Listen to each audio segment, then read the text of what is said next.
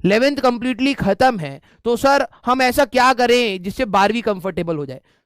आप कहीं पर भी 12वीं पढ़े बेटा, कुछ चीजें जो मैं आपको एक्सपीरियंस से बता रहा हूं इसको जरूर कर लेना।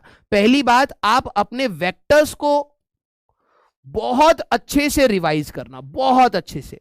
अगर आपने वेक्टर्स नहीं करा, और बिफोर क्लास 12th कह रहा हूं, ठीक है, पूरी राय मैं आपको दे रहा हूं, बिफोर क्लास 12th अगर आपने अपने वेक्टर्स को अच्छे से रिवाइज नहीं करा, आपकी फिजिक्स में वैसी हालत होगी जैसे 11th में रही है। ठीक है, वेक्टर्स बहुत सारी चीजें डिसाइड करेगा।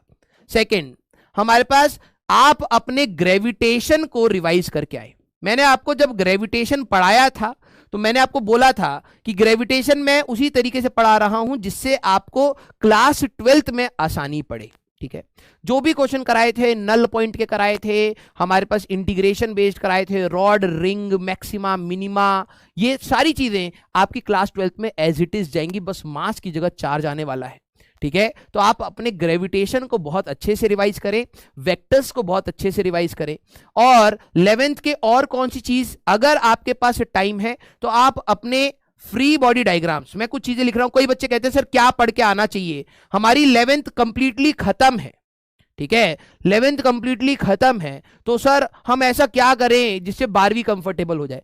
मैं कहता हूं कि हो सकता है केमिस्ट्री में जैसे सॉलिड स्टेट हुआ, सॉल्यूशन स्टार्ट हुआ, तो 11th के कुछ चीजों की रिक्वायरमेंट होती है। सॉलिड स्टेट में ज्यादा नहीं होगी, सॉल्यूशंस में आपकी कुछ चीजों की रिक्वायरमेंट होगी, इलेक्ट्रोकेमिस्ट्री में कुछ चीजों की रिक्वायरमेंट होगी, तो वहां पे थोड़ी थोड़ी रिक्वायरमेंट होती है। वैसे ही फिजिक्स में, मैथ्स में भी जैसे आप सेट्स एंड रिलेशंस आप करेंगे तो थोड़ा domain, range and all, trigonometry करेंगे तो फिर आएगा, कोनिक सेक्शन आपका रिपीट होता है, फिर उसके बाद आपका इंटीग्रेशन या डिफरेंशियल कैलकुलस शायद पूरी सेपरेट होती है। कुछ कुछ जगह पर आपको प्रीवियस चीजों की रिक्वायरमेंट होती है, पूरी नहीं, लेकिन अगर आपका एक बेसिक आइडिया भी है तो आप 12वीं को आसानी से ले जा सकते हैं। प्लीज आप उन बहकावे में मत आना, बहुत सारे लोग बोल देते हैं नहीं 11th अगर अच्छी नहीं है तो 12th आपकी तो गई। ठीक है, प्लीज ऐसा मत समझना, अपने आप को मोटिवेटेड रखना। मैं लिटरली बता रहा हूं, कुछ चीजें अगर आप ये शिद्दत से पढ़ के आएंगे तो आपको कहीं पर भी जाएंगे, इट्स नॉट लाइक कि यहीं पढ़ो, मैं दिल से बोल रहा हूं। ठीक है, कि आप कहीं पर भी जाए प्लीज आप ये पढ़ के जरूर जाना, फिर आपको लगेगा कि हाँ यार वो जो टीचर बोल रहा है ना वो आपको समझ आ रहा है, क्योंकि आपको कुछ अपना होमवर्क कर कर जाना पड़ेगा। तो वेक्टर्स आपको रिवाइज करना है अच्छे से, dot product, cross product, addition, subtraction, gravitation अच्छे से रिवाइज करना है।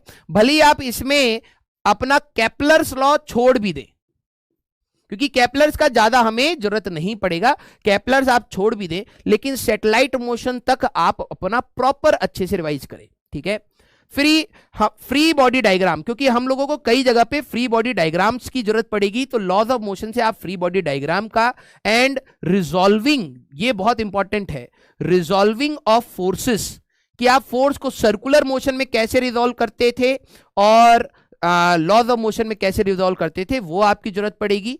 ठीक है, नेक्स्ट आपको मोमेंट ऑफ इनर्शिया पढ़ ले, सेंटर ऑफ मास। ठीक है, बस बेसिक्स आपको पता होने चाहिए, एंड मोमेंट ऑफ इनर्शिया अच्छे से पढ़ लेना, कई कई जगह पर आता है, ऐसा नहीं कि पूरा ही रोटेशन आएगा, मोमेंट ऑफ इनर्शिया, ठीक है, आपको पढ़ लेना चाहिए। ठीक है, थर्ड अगर मैं बात करूं तो सिंपल हार्मोनिक मोशन में हमारे पास टाइम पीरियड के कुछ क्वेश्चंस रहेंगे, तो टाइम पीरियड कैलकुलेशन का आपको देख लेना चाहिए।